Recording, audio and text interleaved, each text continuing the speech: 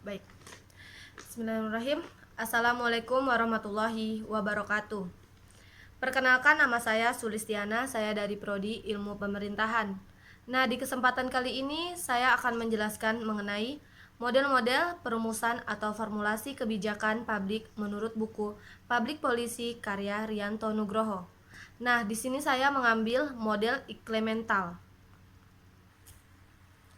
Baik, nah teori ini dalam pengambilan suatu keputusan dengan cara menghindari banyak masalah yang harus dipertimbangkan dan model yang sering ditempuh oleh pejabat-pejabat pemerintah dalam mengambil suatu keputusan. Karena diambil secara analisis, maka sangat terdapat di negara yang memiliki struktural majemuk keputusan dan kebijakan yang diambil dengan dasar saling percaya di antara berbagai pihak, sehingga realistis di berbagai negara bahwa dalam mengambil keputusan dihadapkan suatu situasi kurang baik, seperti kurangnya pengalaman dan kurangnya sumber-sumber yang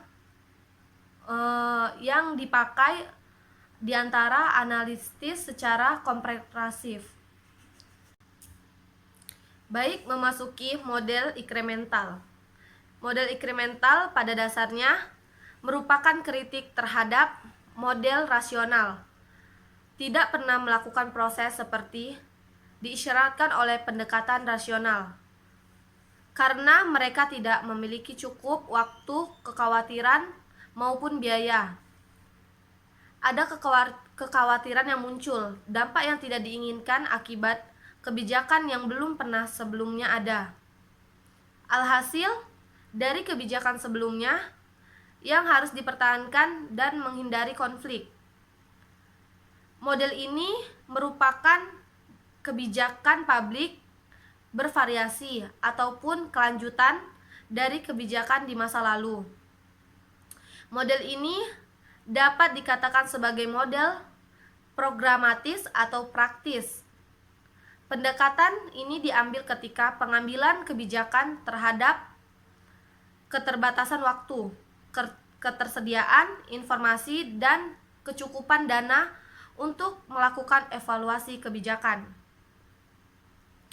Ketidakpastian yang muncul di sekelilingnya adalah melanjutkan kebijaksanaan di masa lalu dengan beberapa modifikasi seperlunya. Pilihan ini biasanya dilakukan oleh pemerintah yang berada di lingkungan masyarakat yang pluralistis, yang membuatnya tidak mungkin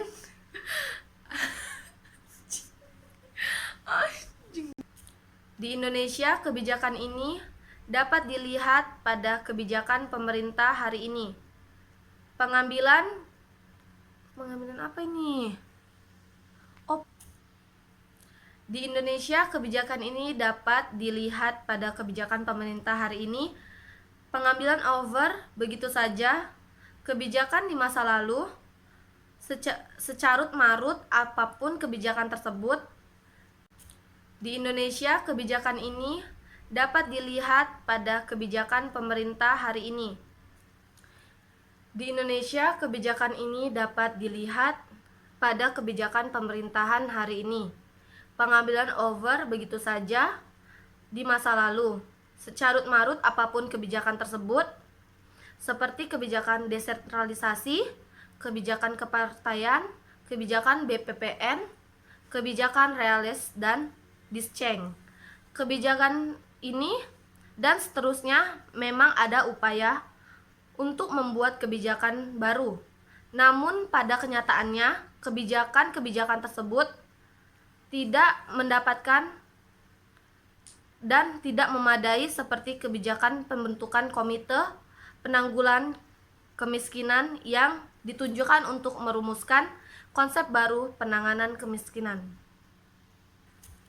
Baik, di sini saya akan mengambil contoh kasus sebagai bentuk kritik teori incremental adalah adanya kebijakan remunerasi bagi pegawai saat pemerintahan SBY Jilid 2 menaikkan remunerasi atau gaji pegawai negeri sipil. Pegawai negeri sipil tercukupi, etos kerjanya meningkat bagus, dan tidak melakukan tindak korupsi, kolusi, dan nepotisme atau biasa disebut dengan KKN. Terbongkarnya kasus korupsi yang dilakukan pegawai pajak Kementerian Keuangan Gayus H. Tambunan ternyata melibatkan banyak pihak di luar Kementerian Keuangan, seperti Kejaksaan Agung, Kepolisian Republik Indonesia, dan lain-lainnya. Tentunya tidak cukup diatasi dengan kebijakan tambal, sulam inkremental, tetapi mungkin memerintah pemecah yang lebih menyeluruh atau komprehensif. Baik, itu saja yang dapat saya sampaikan. Bila terkurang atau ada yang salah, saya mohon maaf. Wassalamualaikum warahmatullahi wabarakatuh.